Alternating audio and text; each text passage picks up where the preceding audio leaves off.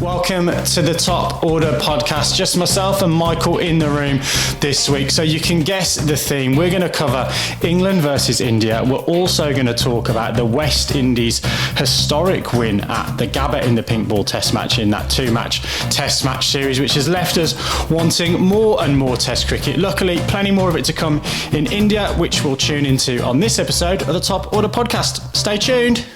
Well, boy, we've got to change the opening. Plurality of the opening. Where do we start? I think we've had a diet of white ball cricket for a pretty decent period of time, and then like London buses, when you're wanting a great test match, to turn up at once at the Gabba in the pink ball test match, and then we're going to go to Hyderabad as well to talk England, India. But I guess let's start with the kind of macro theme, really. A big amount made of what this means for test cricket. I think I've got the words of Raj Reddy ringing in my ears. Nothing's ever as good or bad as it seems, but it's certainly been a good 3 or 4 days for the longest form of our beautiful game. Absolutely. I've had similarly the nothing is ever as good as it bad or as bad as it seems ringing in my ears, but for the opposite reason, I guess, to you. We've been really entertained by 2 high quality test matches, and it's wonderful to see red ball cricket back on the calendar and red ball cricket delivering outstanding levels of entertainment for fans, regardless of whether or not you're an Australian fan or an England fan or an Indian fan or a West Indies fan or a neutral. There's been some really high quality test cricket played in both venues, completely different sets of conditions, environments, circumstances, all that kind of stuff, but both matches have been really, really high entertaining, and in the Australia-West Indies scenario, it's very, very close as well. Only sort of, 8 runs in it. Let's maybe go to the Gabba first. So we'll go to Brisbane, a ground we've both got a lot of affection for. We do, yeah. I played a club season in Brisbane, yourself hailing from the state of what I would call the Maroons and you'd call the Maroons. But let's start at the Gabba. Number one, it seems as if there's a little bit of rhetoric around this being doom and gloom for Australia. I think the other thing I'd like you to kind of, I guess, address in your opening gambit is some criticism coming in for the Gabba as a venue for pink ball cricket. Mm-hmm. Nathan Lyon particularly being very, I guess, he's not really outspoken, is he? He does speak his mind, but saying that Adelaide is the perfect venue for pink ball cricket and feels as if Brisbane was the wrong venue choice for a pink ball game. I guess the timing of those comments grates a little bit with me, but thoughts on, I guess, where Australia are at, and also that, pink versus red ball argument for the Wollongabba? Yeah, let's deal with the venue stuff first. We'll get that out of the way, and then we'll talk about the cricket. So I think from a venue perspective, Nathan Lyon is correct in my view in that Adelaide has produced some fantastic pink ball test matches. Australia obviously have a very good record in pink ball test matches in Adelaide and in day-night tests generally. I think one of the advantages, or the traditional advantage of the Gabba, if you are a touring team coming to that ground first, it tends to have in the early part of the summer a bit of swing and seam. There's extra bounce for the batters to deal with, and for Australian teams going to the Gabba and playing their first test match there, it has traditionally been a very, very successful venue. In 2021, of course, we lost a test match, and now in 2024. So it hasn't been brilliant of late, but previously it was known as the Gabatoir, the fortress for Australian cricket, and we've been successful there for a very long time.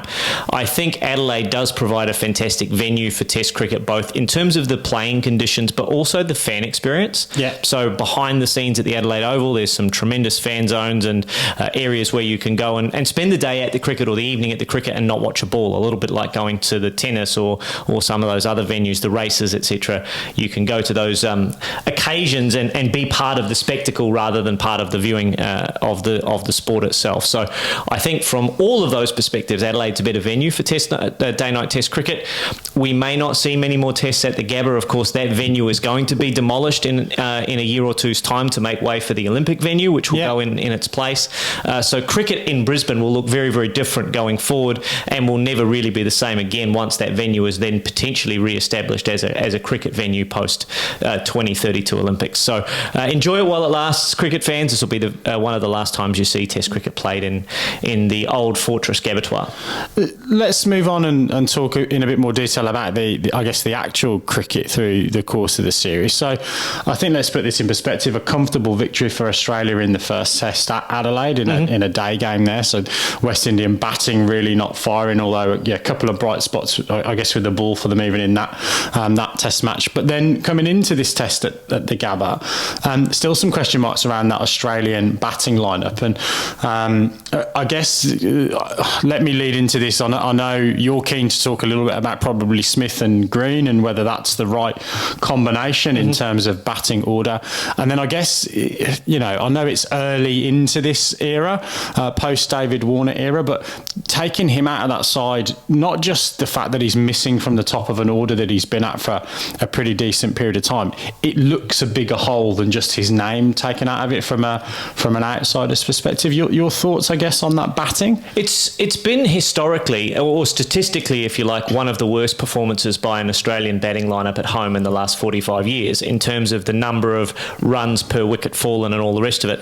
Conditions have played a part in that. Yep. There have been some tremendous bowling performances, both from Amir Jamal in the Pakistan series and now Shamar Joseph here in the West Indies series. So to say it's all batting, no bowling would be disrespectful to both of those sides.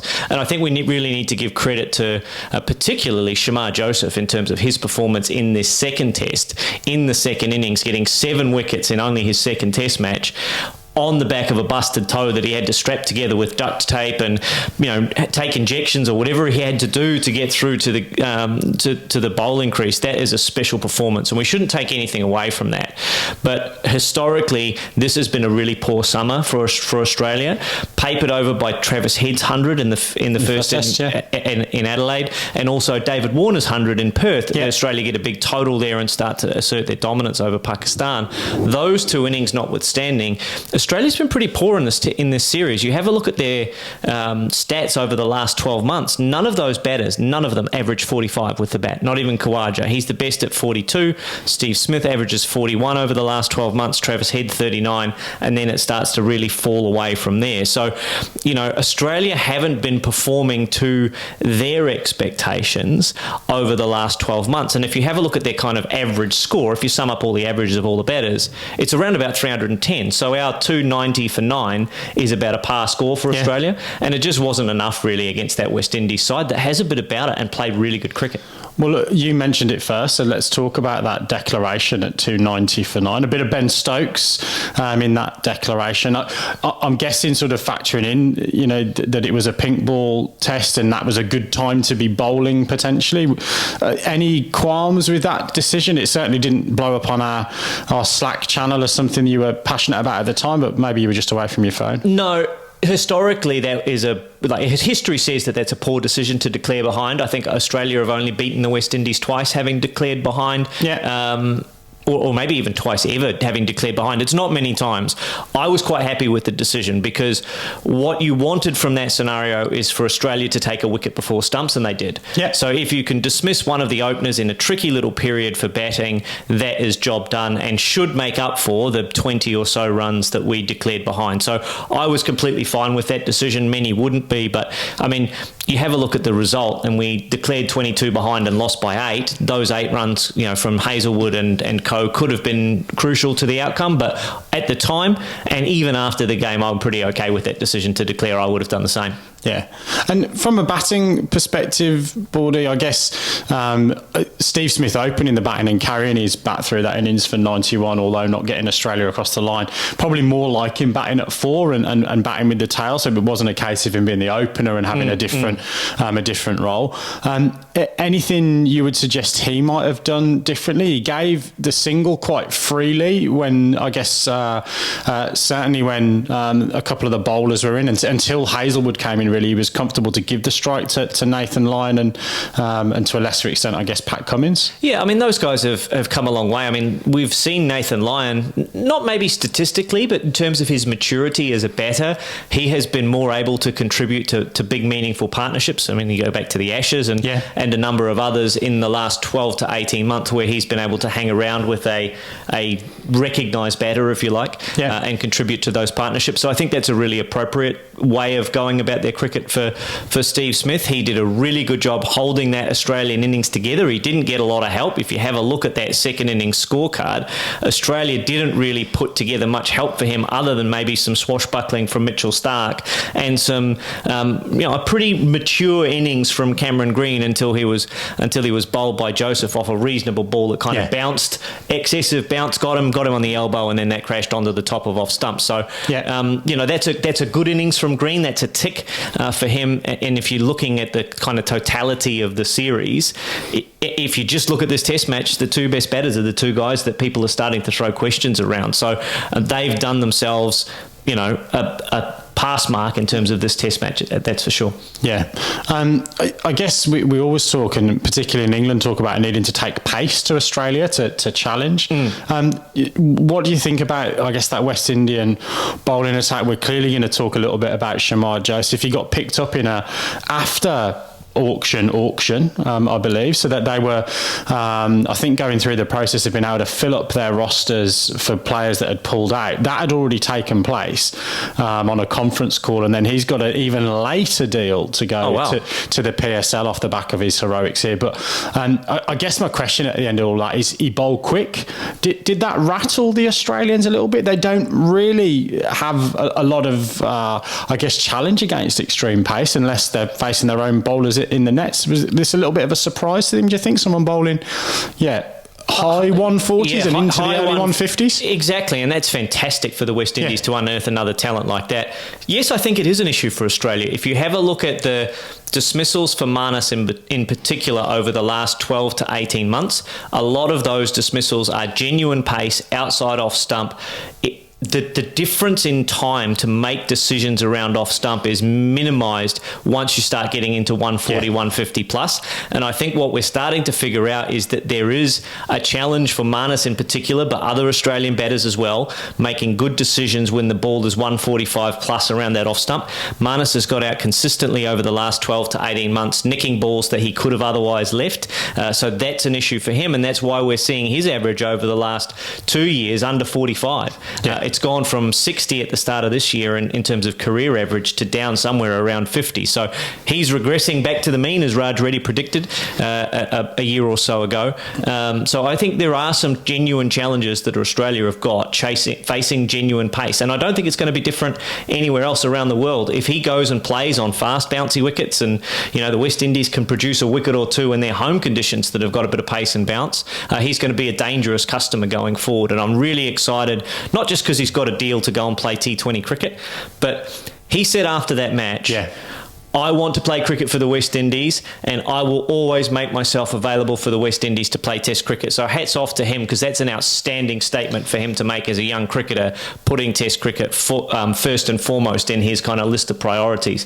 Let's see if that remains to be the case when he's getting offered millions of dollars to go and do 8 weeks worth of work. But look, you've got to take your hat off to the kid, because not only has he shown he got tremendous talent, but the way in which he faced Australia's bowlers who were trying to bounce him out, the way in which he came back against Australia's batters and nicked them off, and then showed that big tick in terms of physical resilience to go out, strap your toe together and bowl Australia out in the second innings. That's huge. That's absolutely huge. Yeah, I mean, look, difficult to know exactly what he'd done, but he said he wasn't even going to travel to the ground. And then I think one of the backroom staff said to him, well, you should really go down just to watch and support the team. And then the physios work some absolute magic, whether that's a needle through the toenail and get rid of a bit of blood, or an injection, or look, we don't know, do we? But yeah, certainly he seemed bothered by it just walking back to his run up, but from the top of his run up to the crease, it didn't seem to be in his mind at all. Fantastic outcome from him. The lap of honour as well, the toe was all right for that, wasn't it? Yeah, completely fine. I mean, the adrenaline's flowing in a guy like that, right?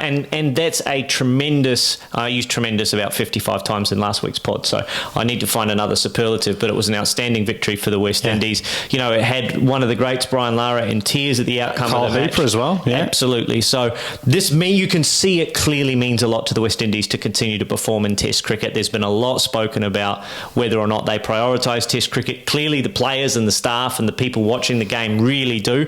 So we can only hope that continues going forward. Yeah, look, I don't know. I think at the time I said I don't think I've seen a more joyous victory celebration. Probably, again, it's not quite as good or as bad as you think. There's probably is one if I cast my mind back. But yeah, there just looks on some of those guys' faces when they took that final wicket, particularly in the fashion that they did. Joseph obviously hitting the top of off stump, which he'd done consistently throughout the Test match. What else are we excited about in this West Indies side? A lot of credit's got to go to the skipper, I think. Yep. Craig Brathwaite, who is pretty much a one format player, isn't he, for the West Indies? Effectively, yes. Yeah. But yeah, a lot of credit for him bringing together. I know it's a bit of a cliche, all of the different cultures from all of the different islands and the politics that goes into that from a cricket board perspective. But yeah, any other bright marks, I guess, from that West Indies Kevin series? Sinclair. Yeah. Kevin Sinclair's got a bit about him, not just for his celebration, which was absolute first class. I mean, even the East Block judges were giving that 9s They were, and 10s. yeah, absolutely. The good tuck with the pike. Yeah. Absolutely. And the form on landing was outstanding, stuck the landing.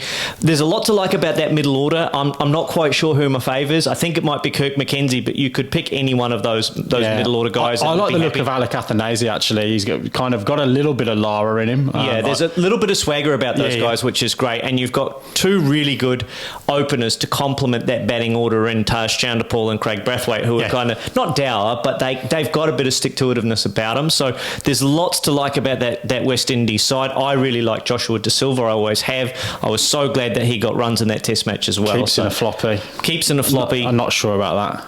You're not sure about the floppy? I'm not sure. In the West Indies, the sun is quite hot, so I'll give him a pass for that. But you're the wicket-keeping arbiter of standards and dress code, so I'll leave that one to you. Fair enough. And a final word on Australia. So I guess any big calls, or is this just a case of, look, it's a series victory or a retention of the Frank Worrell Trophy, I think. Is it the Frank Worrell Trophy you play for? Yeah. So you've obviously kept the silverware, I think, having held it previously. Yes, we did. Not worried potentially about just a single Test match loss? I don't think so, but I think there is an area for concern in Australia's batting in terms of we've not performed as we've expected Australia to perform. The challenge for Australia is they're carrying a guy in Cameron Green who is still finding his feet at Test level. There's a lot expected of that guy. I mean, Nathan Lyon came out and said he could be the next Jacques Kallis. That's big reps on a kid. Historically, only Kallis and Sobers have really performed at the level that they expect from him. So we've just got to temper expectations a little bit. If this is the road that Australian cricket is going to go down, and we kind of have to trust them. They've earned the right for us to give them a bit of faith over the last 18 months. So we've just got to ride that roller coaster a little bit and know that Cameron Green is going to produce some tremendous innings, some tremendous catches. He's already one of the best gully fields in the world. But I think we've just got to be patient and know that the kid's only 25. He's going to have some soft dismissals along the way. He's going to look good and get out for 40 when he should have got 100. Those things will happen as he matures as a Test cricketer. What we will judge this statement on is whether or not it extends Steve Smith's career, because I think one of the reasons why he went to open is to give himself a new challenge. I think he was feeling a bit stale at number 4.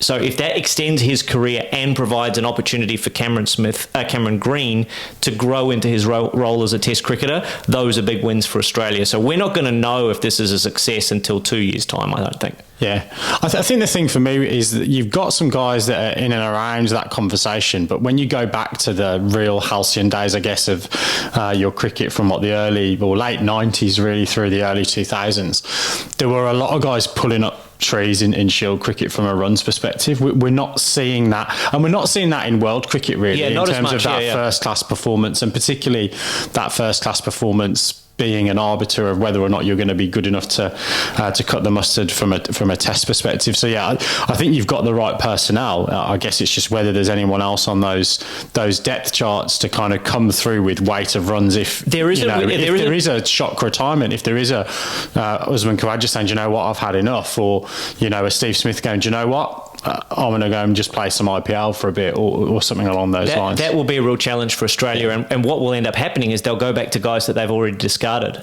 Your Bancrofts. Your Handscombs, your Bancrofts, your Marcus Harris, etc. Because other than Jake Fraser-McGurk and one or two others, there are guys in that Australian domestic setup that have a lot of talent. Aaron Hardy is one for Western Australia, yet another Western Australian pace bowling all-rounder. But we haven't seen them dominate Shield cricket for multiple years like Lehman did, like Siddons did, like Jimmy Marr, Martin Love, Damien Martin, etc. in that period you're talking about. So there will be a regression back towards some development for some of those guys coming into that Australian lineup. Awesome. Let's move on. Yes, let's do. And talk England versus India. I don't know whether you knew this, but after that victory for England against India and West Indies beating Australia, West Indies have gone ahead of England in the World Test Championship. No way, ladder. Really? Yeah. Is that because they boosted their averages or a percentage thing? Yeah, oh, wow, okay. Yeah. That's fantastic for the West Indies. So we're 8th in that table now. Really? Yeah. Having won a test match? Yeah. That's bizarre. I did not know that. Yeah, it's good, isn't it? That's fantastic. Well done to England. Yes. Is that a run rate thing or is that the Ashes anyway? There's been so much cricketing news. I didn't dig into the details. I just read the headline and the first little paragraph and went, okay, interesting how that algorithm works. Look, I know it doesn't mean nothing, but in the context of the win, the change from 7th to 8th or 8th to 7th or whatever it is in the World Test Championship table is probably low on your list of priorities. Absolutely. Ben Stokes has described this as his greatest win as skipper. Is it that significant, this test win in India? I mean, you won the last test the last time you went there. You've been pretty successful in first tests against India and India lately. How important is this win for England in this first test at Hyderabad? Again, let's use the Raj Reddy quote here. Nothing's ever as good or as bad as it seems. So I think in the heat of the moment, I can absolutely understand that comment, and I think Ben Stokes means it. I really do. When you look at what he has done, yes, we won a couple of games in Pakistan, managed to find plans to work on really, really flat, lifeless pitches out there. We've obviously had some success, as we've talked about on the podcast, in our home summers. A fantastic Ashes series that ebbed and flowed. But you've got to kind of probably look at the statistics of this game to understand the significance of this victory. I think I'll get this completely wrong, but India have never conceded a deficit of more than 60 and lost a test match at home. So this was a deficit of 190 odd. And I think, realistically, the only person probably in the ground who thought that England had a chance of winning this game was, probably Ollie Pope going out to bat on that third day, and Ben Stokes himself as captain. So absolutely. And I think probably because of the manner in which we won the test match. Now, I'm not saying we're going to go on and win the series. So Indian fans, please don't, think this is, one test match and all of a sudden we're going to take home the trophy. I don't think that's the case. India are going to bounce back strongly, and this England team aren't going to be able to succeed over 5 test matches without succumbing to the excellence of that spin attack at some point. But they have to take a lot that they have disrupted with a little bit of chaos, that Indian bowling lineup, particularly in that second innings, with the way that Pope played, and even people like Rahul Dravid have said that's the best innings I've seen from an overseas batter. And then I think when you actually also look at it as well, Jasprit Bumrah had a fantastic test match for India. He found a little bit of reverse swing. He found a way to take wickets as a seam bowler. Mark Wood really struggled in that sense. So with Wood pretty ineffective throughout the course of the test match. Yes, he got it to tail just a little bit, but not enough. And obviously Jack Leach being incapacitated. To do that with the spin lineup of a guy on debut, a guy bowling on one leg, a pretty decent third spinner in Joe Root, and a kid, Rehan Ahmed, only playing his second test match. I think that the significance in the way that they've done that is probably what makes it really, really exciting for that England team. Yeah, standout performance from that spin attack, and we'll come on to them in a sec. I just wanted to go back kind of historically and look at the build-up to that test match. And you've got on notes here for me to ask you about the Abu Dhabi preparation. Yeah. Disrupted with the issues for visas for Shoaib Shoaib Bashir and a whole bunch of other things. Is this vindication of that Abu Dhabi preparation situation, do you think? Good alliteration in the preparation situation introduction, but there you go. Yes is the short answer, mate. And I think it was before. I think if I kind of look at, when England are playing, I switch on to every single podcast and an article and quite often find myself shouting at the radio or the TV, particularly in the way that a lot of the media and particularly some of the older players are kind of making comparisons of when we went to India in 1981, we played against every state and then we played the first test match. That doesn't happen anymore. So please stop going on about it and stop comparing, because that doesn't happen not just in England going on tour, but no country goes and plays 4 or 5 preparation games. And to be honest, even in the last 2 or 3 times where we have gone and had preparation matches, and you'll know this from an Australian perspective, if you're playing at Adelaide in the first test match, you get a game in Cairns as your first warm-up game on a pitch that's completely different, and they go and pick 4 or 5 little medium pacers, and it gives you no match practice. And the same happened when England last went to India. We played on a flat wicket against third string medium pacers. The fact they went to Abu Dhabi, and my understanding is they did all sorts of crazy shit to the nets to make them spin and bounce and not bounce and fall apart and explode. They were sprinkling sand on a length. They were doing all kinds of stuff to get prepared for what they felt they might face in India. And then someone like Ollie Pope, who looked pretty ordinary in that first innings, comes and scores 196, having not played a game of cricket since he limped out of he didn't limp out because he did his shoulder, but since he went out of that Ashes test in what that had been, June or July. Yeah, exactly. So you have to think that either he's got amazing muscle memory or the preparation in Abu Dhabi put him in a position to be able to play that kind of innings. And the same with the majority of the rest of the batting lineup. So absolutely vindicated from my perspective, that prep. I agree, and I think the evidence for me, and will remains to be seen whether or not it lasts over it's one test match's worth of evidence. Let's not get carried away, but I think the clarity of the strategy, how they're going to counter Jadeja and Akshar in particular by sweeping them off their length is, and I think back to Matt Hayden's big series that he had against India, where he just basically bought a broom. Was that 0-1? Something like that, 500 runs, scored a lot of runs, but swept everything and used the ability to, he's a big tall guy, get down and sweep and use the length of his bat to put India off their length. I mean, we're talking about different classes of spinners in terms of the comparison here, but I think the clarity of that strategy to go ahead and sweep and reverse sweep, and no one's ever scored that many runs with a reverse sweep in a test match before, so it's quite clearly vindicated in this instance. Let's see how India, who will have to take a second set of spinners into this next test, because we'll talk about that, how they respond. Because this is points to England early on, and it's up to India, I think, to respond now going into the next test match. Yeah, and I think probably, again, it's too early to really tell, but from a pace perspective, we saw Pat Cummins try and counter that early in the Ashes series by sticking a sweeper out, but that's with 2 seamers, and you know roughly where that ball's going to get hit. It's probably, going to go to point or cover, and that guy's going to cut it off. Yep. With the reverse sweep and the way that they're playing, you'd have to have 3 or 4 guys to cover the ability of particularly on this test match, on where they hit the ball, and that for me, I just want to mention the openers got us off to really good starts.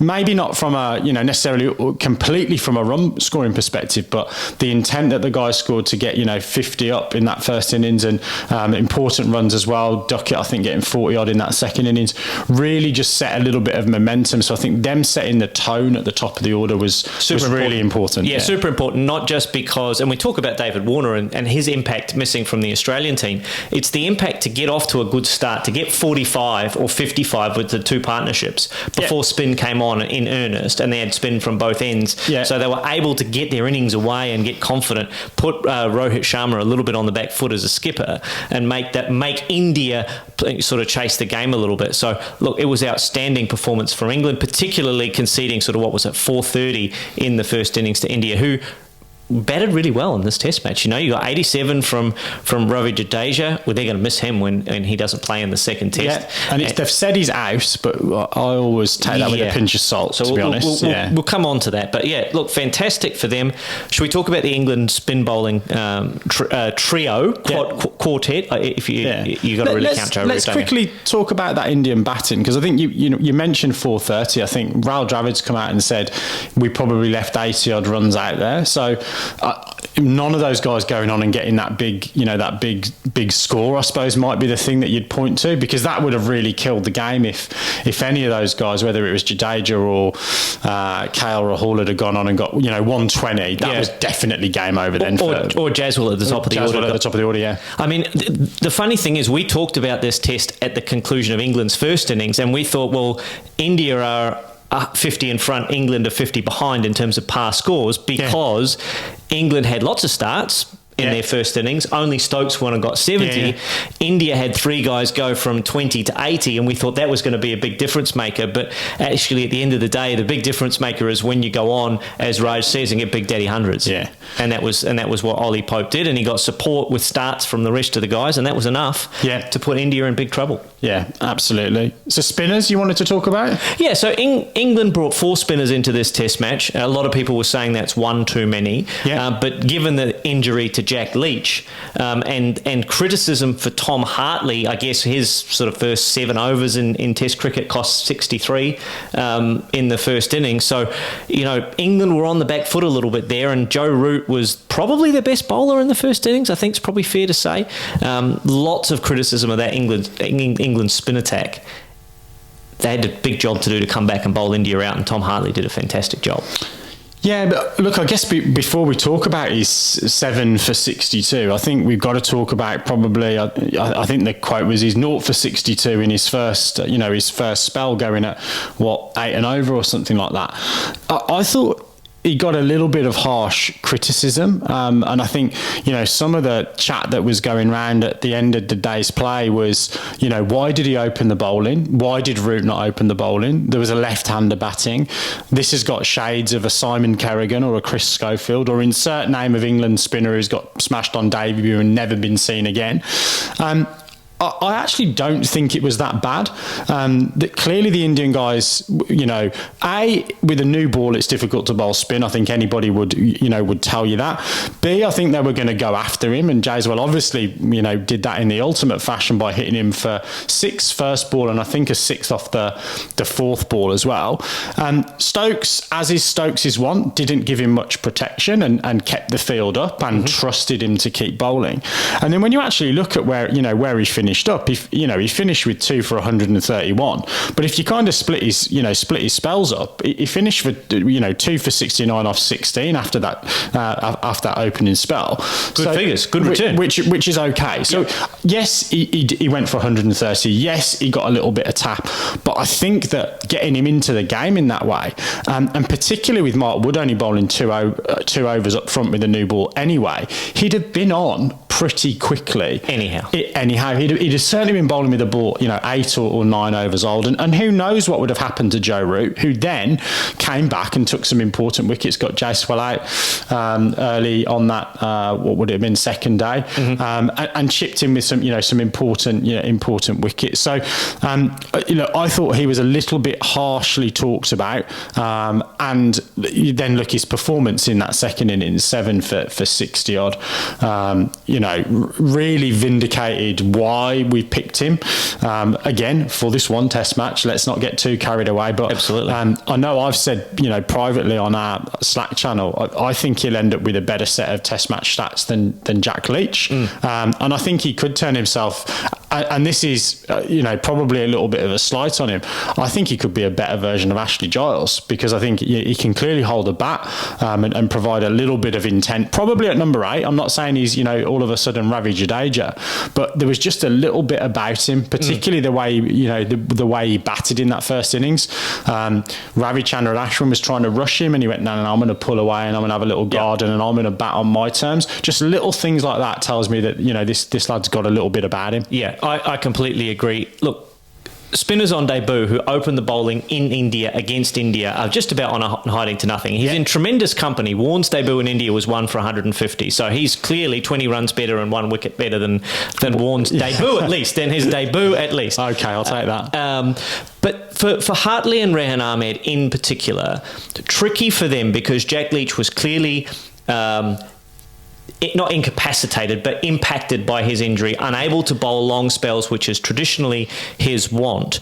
So they had a lot of work to do against an Indian side that had clearly decided they were going to go after him and go after him hard.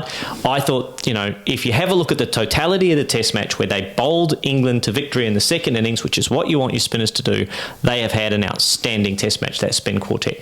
Yeah, look, absolutely. And I think, again, probably just shows they got the makeup of the side right as well. Now, you're not going to necessarily predict an injury, obviously, ahead of a Test match. There'd have probably been a bigger concern if Wood had gone down early on, and then you'd have been saying, oh, wow, the spinners have got to bowl all the overs and we've not even got a single seam option in there. But look, again, I think there's behind all this bravado of Bazball and, take every day as it comes and live with your feet on the ground, there's meticulous planning, I think, that goes into this. I think they've identified, they've probably gone back and gone, who did us last time we came to India? It was Akshar, it was Ravi Jadeja, it was a bit of Ravi Ashwin. We need to try and find people that can bowl like that. And that's why they've picked, Hartley. That's why they've, probably picked Bashir. And then I think, obviously, Joe Root has had some success with the ball away from home as well. And Rehan Ahmed is your luxury in that lineup, isn't he? Didn't bowl a lot of overs. Probably was not the pick of the spinners. But yeah, certainly gave the ball a little bit of a rip. And on another day, he might have been the guy that's taken 4 or 5. And that's the plight of the leg spinner in India, is that you can actually bowl really well as a leg spinner in India and not get the reward. And any of your mistakes, because the pitches are a little bit slower, that ball that's dragged down sits up and gets punished through the offside quite badly. So it's tricky for wrist spinners in India, as much as Anil Kumble will tell you it's different, but he's a different type of leg spinner, different type of leggy, right? Much more over the top than perhaps Rehan Ahmed is. Quickly on folks, we want to talk about wicket keeping a little bit, don't we? Lots to talk about. The injury made the selection decision a little bit easier, but vindication to pick folks in the first Test. I thought he had a good game. Yeah, look, I think he was always going to play anyway. I think from 2 or 3 days out, certainly the journalists on Twitter were saying he was the one with the gloves on at training. Looked, almost certain to play, and that was the case. I think actually a pretty good Test match for both wicket keepers. Virat, I thought, had a really good Test with the gloves as well. But up to the stumps for obviously the majority of the Test match, both of the keepers, and I thought they both looked really, really good. Folkes dropped one chance, which was actually given byes after England had burned their 3 reviews. So unless no fines then. Well, unless the Indian batter had said, actually no, I've nicked that and walked off, then that wouldn't have gone down as a chance anyway. But I thought he kept pretty well. A couple of stumpings, you would expect him to take both of those stumpings, I think, but you've still got to take them in the pressure moment of a match. Ask Ian Healy about missed stumping in the last over of a match. Even the greatest can miss them. But then I think also coming in that second innings, 34 off 80 odd balls, partnership of over 100 with Ollie Pope, that was really important. And it was not just really important in the context of the game, it was really important, I think, for Ben Folkes, because he, a little bit like Pope actually, got out just feeling for one and nicking off in that first innings, the kind of old-fashioned way that England players would get out against spin on the subcontinent. So for him to come in that situation and bat so well with Ollie Pope, and then obviously for Hartley and Rehan to follow that up with contributions of their own was really important. So a tick for Ben Folkes as well. Nice. Anything else we want to talk about Test 1 before we look ahead to Test match number 2, because there are going to be changes? No, I don't think so, other than the captain's performance, that 70-odd. I think when you look at that first innings... held it together. Held it together for a period of time and then knew when to press go. Yeah, you'd have probably liked another 30 from him, but, he can't do it every single time. But to get 70 from where he was, and then that run out was sensational as well. But I think most importantly, the way he's obviously handled his his attack, particularly pumping up Tom Hartley's tyres overnight on day one and day two to get him in the frame of mind to get England to a victory on day 4. It's a good point, because looking after spinners is not a job that traditionally Ben Stokes has had to worry about from a captaincy point of view. He's done it well with Leach, though. He has done it well. He's really managed Jack Leach well, managed his role very well within the team. So shouldn't be a surprise. But, when you're managing 4 spinners, how they rotate, making sure that they're looked after, have got the right protection in India. Look, yeah, he did a really good job. So let's move on to the second Test match in Vizag. We've got Indian selection issues. We've got a couple of potential injuries. So Jadeja limped off with a hammy after he was run out. Look, he's been replaced, I think, in the squad, but might travel with them, I think was the report that I saw. Yeah, mixed messages, I think, around his availability for the second test, but ostensibly he's out, and Washington Sundar comes into the squad as well as a couple of others, and also potentially KL Rahul out for the second test as well. Yeah. Where do India go then? Well, it's a really good question, because I don't actually know where they want to go with their batting. They've got heaps of guys. Mayank Agarwal, I think, made 300 and something thousand off 12 balls in the Ranji Trophy, so he could come straight into the middle order. He has batted in the middle order before at number 4, so possibly a big in for India there. But I think they have replaced him with other guys in the squad. The names escape me because I did very little prep for your part of the podcast. I apologise. But yeah, so Washington Sundar comes in. Do you think they go with Sundar coming in as a not like for like, because you can't replace Jadeja's batting at 5? There's a big hole to fill here, really, isn't there? Well, there isn't. Look, I think probably the big hole is obviously missing Virat Kohli. So, yeah, I wonder whether or not they will go with someone else coming in and batting in that slot, or whether they'll just actually shuffle people around. Because Kohli, I think, is coming back for that, that third Test match. So, do they move, I don't know, Shreyas Iyer up to 4 potentially? There's a bunch of guys that could do it. Yeah. We saw even Axar Patel move up the order so they could get the combinations right. So I don't think India's problem is a lack of quality. It's the permutations that they're going to have within that Test match. I thought Jaiswal batted, really well for a young guy at the top of the order. Clearly Rohit plays. I think the question mark for them might be a little bit around the way they balance their bowling attack. You would have thought they would have enough with the finger spin of Ravi Ashwin and Akshar Patel, and Kuldeep is going to come in if they want a third spinner. That makes sense to me. I mean, Kuldeep probably walks in the squad, and he probably walks in as first choice spinner in most international sides anyway. So he's probably going to come in, but that does mean that they're going to miss the balance of having Ravindra Jadeja bat 5 or 6 in India. They're going to have to replace him with a batter. But I think Akshar, again, as we said, moved up the order. Ravi Chandran Ashwin's batted as high as 6 in Test matches, I think. So they've got some pretty decent ballast in that middle order. Bharat batted okay. So I think it's just how they manage this, particularly if they are seeing it as we only need to get through this one Test match because Virat comes back. KL Rahul's injury doesn't look life-threatening. We don't know, depending on the grade of Ravi Jadeja's hamstring tear. That could be a week off and he's all right, or it could be that he misses the rest of the series if it's serious. I think the other question will be around the pitch. I believe this is a red soil pitch that we're going to be playing on, which is more conducive to seam bowling, apparently. There you go. Well, not necessarily more conducive, but certainly more conducive than Hyderabad would have been. So I think the balance will be that India will still go in with at least two seamers. Makes sense. Particularly with the guys that they've got now in their side, and the importance of Bumrah and Siraj. They take on more importance going forward. The only guy that I've really got any concern around in that batting lineup, as you say, you could plug just about anyone in there and they're going to do a job right. But the guy that is concerning me a little bit is Shubman Gill. 23 and 0 in this Test match. There have been rumblings about his position in the Indian side. Is he better as an opener, or should he be in the team?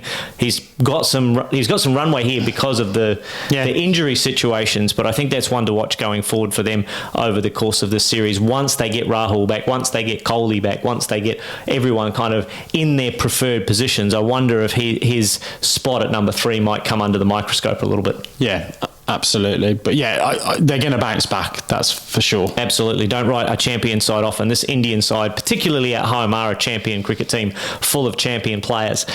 For England, Any changes? Never change a winning team? What are your thoughts for Test match number 2?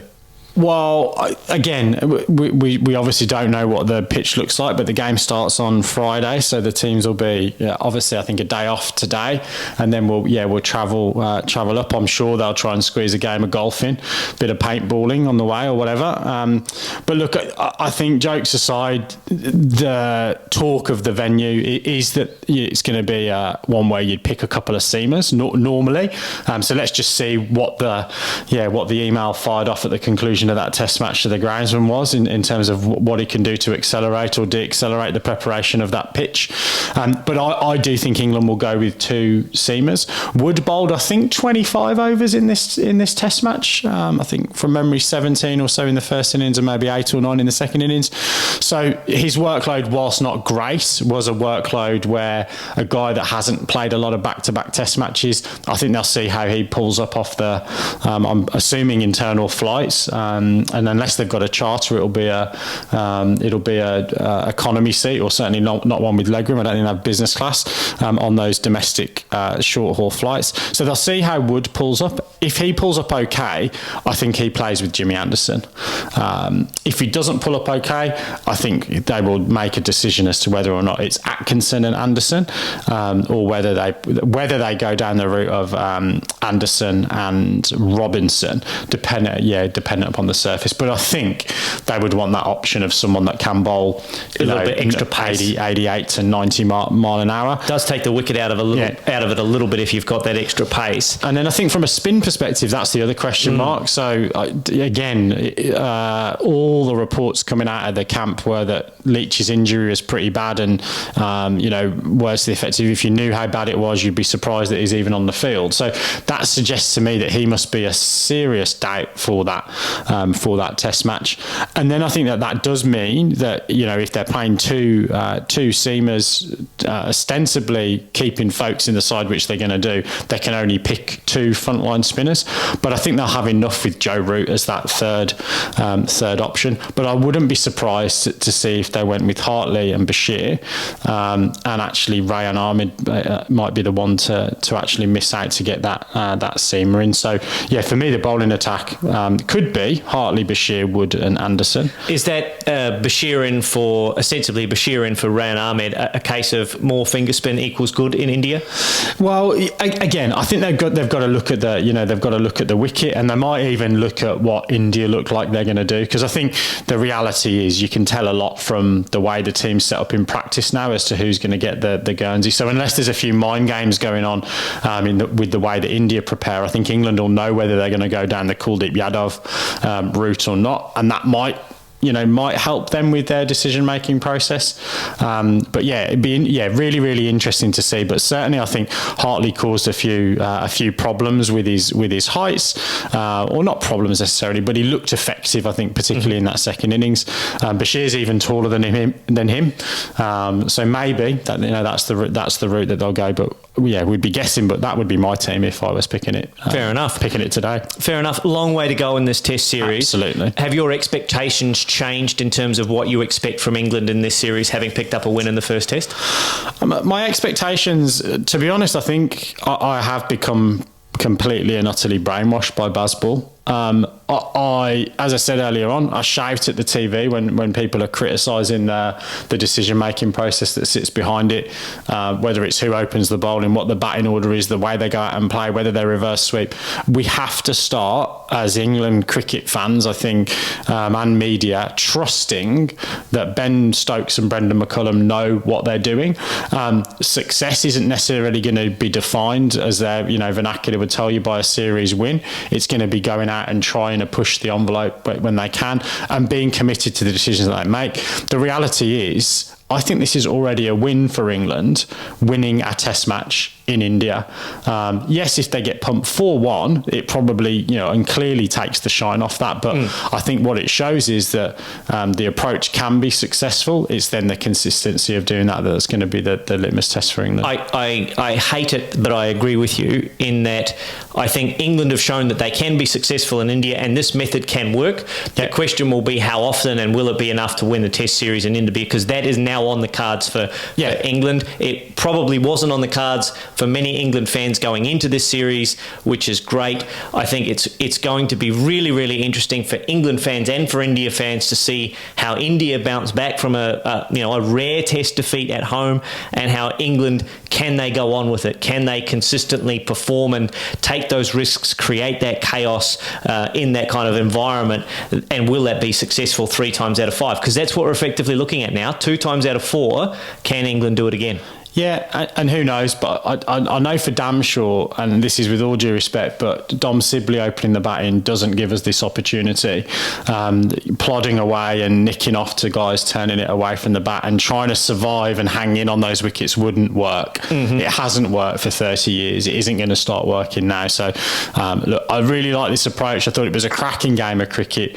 We've lost a whole bunch of subscribers overnight, mainly for India, I think, after this England victory, given some of the content of our podcast. So please come back, particularly if your side get to 1-1. But look, I'm really looking forward to the rest of the series, and I'm just devastated that we didn't have a third test match in that West Indies-Australia series. It now should be a rule that every test match is an odd number of games. Well, it needs to be 3 tests. Sorry, yeah. It needs to be 3 tests, or an occasional one-off test for like a centenary or a final or something like that. But yeah, 3 test series are the way forward, and have been for some time. I don't think this is not breaking news on the Top Order podcast, but you're absolutely right. West Indies against Australia in Sydney would be just a fitting end to the test match summer, as it often is, but sadly not this year.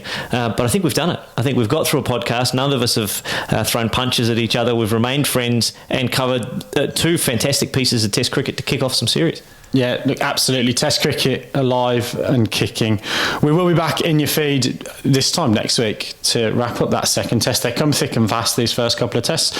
Friday the 2nd, this next one kicking off. We'll also have some updates on the New Zealand domestic season, and of course New Zealand international season kicking on as well. We'll be down in Christchurch for that. We will. That test match, Australia and New Zealand. That's a little ways off in March. But it is good night and God bless from us here on the Top Order podcast here in Auckland. We'll see you next week. Good night.